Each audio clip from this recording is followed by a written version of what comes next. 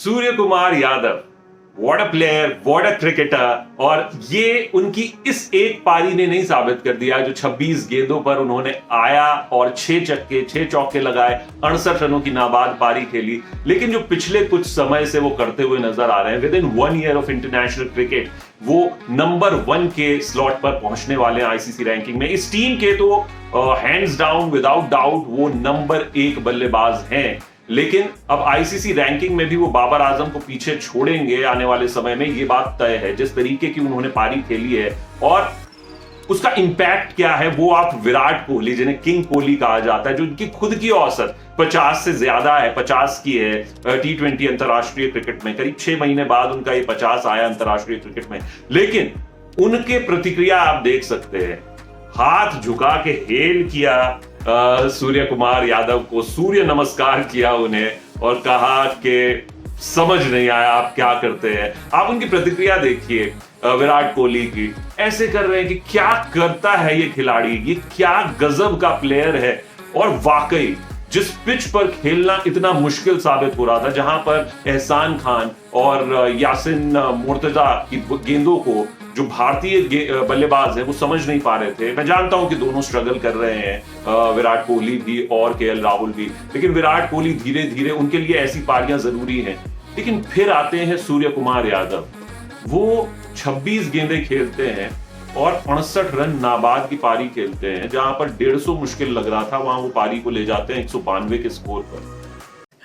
वो तो एक्चुअली एक बहुत हार्ट वार्मिंग जेस्चर था मेरे हिसाब से, क्योंकि मैंने ऐसा कभी देखा नहीं है। और मैं वही देख रहा था कि वो आगे जा क्यों नहीं रहे हैं, वो पीछे पीछे चल रहे थे पहले। तो मैंने फिर बाद में उनको बोला कि चलिए साथ में ही चलते हैं, इतना एक्सपीरियंस है उनका, मुझे तो बहुत पसंद है। पहली गेंद आप देखिए, माइंडसेट, और ये अंतर होता है इन फॉर्म खिलाड़ी। कई बार मुझसे कई जो लोग हैं वो पूछते हैं कि फॉर्म क्या होती है, क्लास मायने रखती है। देखिए, क्लास जो है वो हमेशा मायने रखती है, लेकिन आप आज की डेट में वर्ल्ड कप जिताने वाले जिम्बाब्वे के खिलाफ 175 रन मारने वाले कपिल देव को तो आज नहीं खिला देंगे ना। क्लास तो परमानेंट ही है उनकी। तो बात वो नहीं है। देखिए, फॉर्म बहुत मायने रखती है और खिलाड़ी के लिए ये कितना मायने रखती है, आप इस बात से समझिए कि सूर्य कुमार यादव ने जिस पिच पे खेलना मुश्किल लग रहा था, यासिन मुर्तजा, उससे पहले बहुत ज्यादा रन उनकी गेंदों पर नहीं पड़ रहे थे, क्योंकि वो फ्लाइट दे रहे थे, वो लूप डाल रहे थे। आते हैं, स्वीप करते हैं चौका, दूसरी गेंद स्वीप चौका, तीसरी गेंद पे भी गए थे, लेकिन वो इनसाइड एज लग गई, बच गया। और उसके बाद जिस तरीके से उन्होंने स्कूप का छक्का मारा, और ये उनकी बल्लेबाजी माइंडसेट वो दर्शाता है जिस तरीके से। और मुझे कुछ कुछ याद दिला दी उन्होंने एबी डिविलियर्स की, जिस तरीके से वो बल्लेबाजी करते हैं। 360 डिग्री हम उनको कहते हैं। कवर्स के ऊपर से छक्का मारा, पॉइंट के ऊपर से छक्का मारा है और स्ट्रेट हिट करते हैं, चौके लगाते हैं। तो ये जो पूरा ग्राउंड है, सर्कल, वो सूर्य कुमार यादव कवर करते हैं। लेकिन सूर्य कुमार यादव के बारे में क्या आप जानते हैं कि उनके लिए इतना आसान नहीं रहा है ये जो सफर रहा है। आज जो आप 26 गेंदों पे 68 रन देख रहे हैं, आज जो आप उनके करियर की औसत देखिए, 40 के करीब अब उनकी करियर की औसत है, 39.89, और 177 के से ज्यादा की स्ट्राइक रेट से वो अंतरराष्ट्रीय क्रिकेट में रन बना रहे हैं। पिछले साल मार्च में ही 2021 में इंग्लैंड सीरीज, जब इंग्लैंड आई थी यहाँ भारत में, वहां से उन्होंने डेब्यू किया था T20 में। और जब 2021 में श्रीलंका गई एक युवा टीम, जब रवि शास्त्री की अगुवाई में जो टेस्ट टीम के लिए, भारतीय टेस्ट टीम जो फर्स्ट 11 प्लेयर्स होते हैं, वो वहां पर थे, इंग्लैंड में टेस्ट मैचेस खेल रहे थे, तब द्रविड़ की अगुवाई में ये टीम गई थी श्रीलंका, और वहां पर भी सूर्य कुमार यादव थे, जिन्होंने ओडीआई में तब डेब्यू किया। T20 में किया मार्च 2021 में, जुलाई में किया ओडीआईज में, और विद इन 1 ईयर आप देखिए अंतरराष्ट्रीय क्रिकेट के टॉप बल्लेबाज बन गए हैं। 1990 में पैदा हुए थे मुंबई में ही, और अब 31 वर्ष उनकी उम्र हो गई है। 14 सितंबर को 32 वर्ष के हो जाएंगे।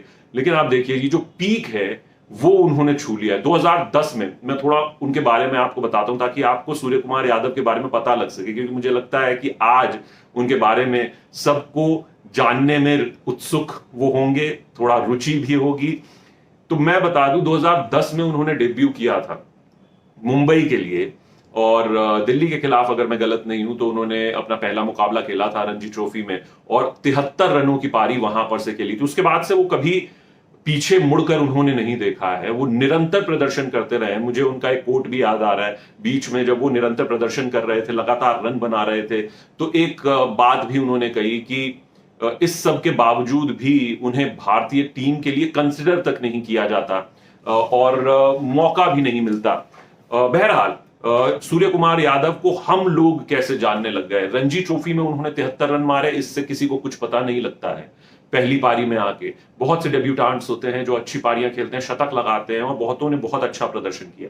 आईपीएल ये एक वो प्लेटफॉर्म है जहां से खिलाड़ियों के बारे में पता लगता है, खिलाड़ी किस तरीके से, क्योंकि एक वर्ल्ड लेवल पे विश्व स्तरीय गेंदबाजों के सामने आप खेलते हैं। 2011 में ही 2010 में डेब्यू किया था रणजी ट्रॉफी में, पहला डोमेस्टिक में, और पहला सीजन खेल रहे थे। 2011 में ही मुंबई इंडियंस ने ही उन्हें साइन कर लिया, लेकिन उन्हें मैचेस नहीं मिले। साइन तो कर लिया, 2013 में शायद एक मैच, 2012 में एक मैच मिला था, एग्जैक्ट फिगर्स भी मैं डाल दूंगा यहाँ पे, लेकिन एक आधा मैच ही खेलने का मौका मिला, और उनकी किस्मत कहां से बदली वो आप देखिए। 2014 में, यानी कि जो 7वां आईपीएल था, 8, 9, 10, 11, 12, 13, 14, 7वां जो आईपीएल था 2014 सीजन का, वहां पर उनको साइन किया कोलकाता नाइट राइडर्स ने। आपको याद होगा, गौतम गंभीर की कप्तानी में, और गौतम गंभीर ने उन्हें खिला दिए पूरे 16 के 16 मैच, और 16 मैचों में वो आते थे निचले क्रम पे बल्लेबाजी करने। रन्स आप देखेंगे तो ऐसे नहीं मार दिए होंगे उन्होंने 700-800 रन, रन्स उनके लिमिटेड ही होंगे, लेकिन जो स्ट्राइक रेट थी 140-150 की, जो स्ट्राइक रेट से वो रन मारते थे, नंबर 6, नंबर 5, जब भी अंतिम ओवरों में वो आकर, और जो आज आप उनको देख रहे हैं वो वहीं से बने हैं 2014 आईपीएल के सीजन से। फिर वहां पर उन्होंने अच्छी खासी औसत से रन बनाए, अच्छे स्ट्राइक रेट से रन बनाए, और उन्होंने दिखाया कि वो क्या कर सकते हैं। ये जो स्कूप शॉट आप देख रहे हैं, ये जो आप स्वीप देख रहे हैं, रिवर्स हिट देख रहे हैं, ये सारे जो अंदाज है वो सूर्य कुमार यादव ने तब दिखा दिए थे 2014 में ही। पूरे मैचेस खेले और वहां से वो नोटिस में आए 2014 में। उसके बाद अगला सीजन भी कोलकाता के लिए इसी तरीके से खेला, अच्छा सीजन गया था, शायद 30-32 के करीब औसत से रन बनाए थे, 140 के करीब की उनकी स्ट्राइक रेट रही थी, 130-40 की। लेकिन उसके बाद, क्योंकि ये रोल निभाना आसान नहीं होता और बहुत ज्यादा मौके फिर एक सेटल्ड टीम में मिलना नंबर 6-7 पर, हर कोई धोनी नहीं होता, इसको आप याद रखिए। Dhoni once in a lifetime है, और उनके पास फिर एक स्कोप हो गया था कि वो कप्तान हो गए थे, तो उनकी टीम में प्लेस पर सवाल नहीं था कि वो कितने रन, उससे पहले ही उन्होंने बहुत रन बना दिए थे, 50 से 55 की औसत से वो रन बना रहे थे, तो उनकी प्लेस पर कभी सवाल नहीं था। लेकिन जब एक नया खिलाड़ी है, वो नंबर 6-7 पर आ रहा है, 5 पर आ रहा है, और उसको मौके ही नहीं मिल रहे, उसको मौके मिल रहे हैं 5 बॉल 10 बॉल, तो वो उसमें क्या करेगा। अल्टीमेटली आप देखते हैं अंत में जाकर के आईपीएल सीजन में इसने कितने रन बनाए, तो आप देखेंगे अरे ये तो 123 रन है, ये तो 150 रन है पूरे 16 मैचों में, पूरे सीजन में, तो ये तो बहुत खराब प्रदर्शन है। बहुत ज्यादा लोग उसके इन डेप्थ एनालिसिस में नहीं जाते, और यही सूर्य कुमार यादव के साथ हुआ।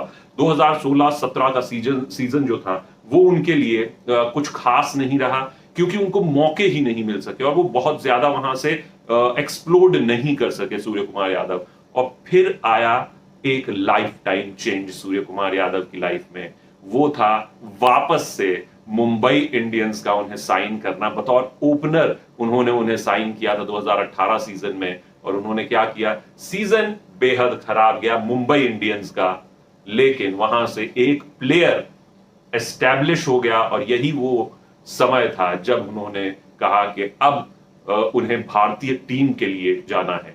2018 सीजन मुंबई इंडियंस के लिए 500 से ज्यादा रन बना डाले, और करीब 36 की औसत से उन्होंने रन बनाए थे, अच्छी खासी स्ट्राइक रेट से रन बनाए थे, और मुंबई के बेस्ट बल्लेबाज वो साबित हुए थे। आप सोचिए, मुंबई इतनी मजबूत टीम, वहां पर बेस्ट बल्लेबाज साबित होना आसान काम नहीं था, और वो सूर्य कुमार यादव का एक टर्निंग पॉइंट था, जहां से उन्होंने फिर मुंबई इंडियंस जैसी जो फ्रेंचाइजी है वहां पर अपना स्लॉट बना लिया, और वहां से फिर उनको वो नजर में आ गए कि अब इस खिलाड़ी को जगह देनी है, अब इस खिलाड़ी को शामिल करना है। लेकिन वो मौका, क्योंकि आप देखिए 2020 सीजन की बात करें, 2019, 2018 खत्म हुआ, अब 19 पे नजर आती है। तो 19-20 का जो सीजन रहा, कोविड आ गया 20 के सीजन में, और उसके बाद 19 की अगर हम बात करते हैं तो 2019 सीजन में भी उनका जो प्रदर्शन था वो ठीक ठाक रहा था, और वो रन बना रहे थे, लेकिन एक सेटल्ड भारतीय इंटरनेशनल टीम में उनको सीधा ड्राफ्ट इन करना वो बड़ा मुश्किल था उस मिडिल ऑर्डर में। तो इस वजह से उनको मौका मिला 2021 में। 2021 में जो उन्होंने किया, तब से लेकर अब तक वो आप देख सकते हैं उनके अंतरराष्ट्रीय करियर में करीब 25 मैच खेले हैं, और 25 मैचों में अब 39.89 यानी 40 की औसत से वो रन बना रहे हैं। स्ट्राइक रेट शायद इस समय मौजूदा प्लेयर्स में, भले ही 750 रन है, लेकिन मौजूदा प्लेयर्स में सबसे ज्यादा स्ट्राइक रेट T20I में उनकी होगी। 177 से ज्यादा की स्ट्राइक रेट से वो रन बना रहे हैं, और एक फ्रीकिश बल्लेबाज है। जो आप कहते थे AB डिविलियर्स के लिए, जो आप कहते थे ऐसे जो खिलाड़ी हैं जब आप आते हैं, वही आप कहेंगे अब सूर्य कुमार यादव के लिए। और ये अंतर है जो सूर्य कुमार यादव लाते हैं। इसलिए मैं रिक्वेस्ट करता हूं भारतीय टीम मैनेजमेंट से कि प्लीज उन्हें नंबर 5, नंबर 6 प्लीज इंतजार मत कीजिए। 14वें ओवर में वो बल्लेबाजी करने आए, उनके पास ज्यादा समय था नहीं। आप सोचिए हांगकांग के खिलाफ, तब उन्होंने ये कर दिया। अगर उन्हें जरा सी गेंदें मिली होती, और वो बार बार कहते, उन्होंने अपने मुंह से कह दिया कि भैया मुझे आप 25 से 30 गेंदें खेलने दे दो, तो 25 से 30 गेंदें अगर वो खेलेंगे तो वो मैच पलट देंगे। तो आप उनको मौका तो दीजिए 14वें ओवर में आकर, नहीं कि वो 25 गेंदें खेल रहे हैं, आप उन्हें थोड़ा सा ज्यादा गेंदें दे दीजिए। अगर वो ऊपर आएंगे, आपके भारत के पास ज्यादा मौका रहेगा, और ये इंपैक्ट सूर्य कुमार यादव डालते हैं। मैच के बाद प्रेस कॉन्फ्रेंस अगर आप उनकी देखें तो वो दिखाती है इस खिलाड़ी का माइंडसेट क्या है।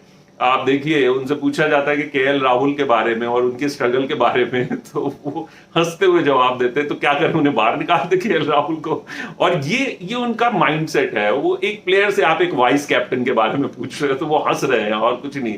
उसके अलावा आप कहिए कि भाई ये प्लेइंग 11 में ऋषभ पंत को क्यों शामिल कर लिया, पिछले मैच में नहीं शामिल किया था, वो कह रहे हैं कि भाई ये तो टीम मैनेजमेंट से पूछिए, आप मुझसे क्यों पूछ रहे हैं, और मुझे तो ऋषभ पंत को देख के बहुत अच्छा लगा। तो इस तरीके के वो प्लेयर हैं, और ऐसे प्लेयर्स की, ऐसे एंटरटेनर्स की क्रिकेट को भी जरूरत है। और हम यही चाहेंगे कि सूर्य कुमार यादव इसी तरह जारी रहे, भारतीय टीम के नंबर 1 बल्लेबाज। ध्यान रखिएगा इस बात को, T20I फॉर्मेट में इस समय कोई टक्कर नहीं है। मैं जानता हूं बहुत बड़े बड़े नाम है उनसे ऊपर, जो 3 नाम है, लेकिन उसके बावजूद नंबर 1 बल्लेबाज है और इंपैक्ट प्लेयर है। अगर वर्ल्ड कप जीतना है तो ये खिलाड़ी चलेगा, तभी आप वर्ल्ड कप जीतेंगे।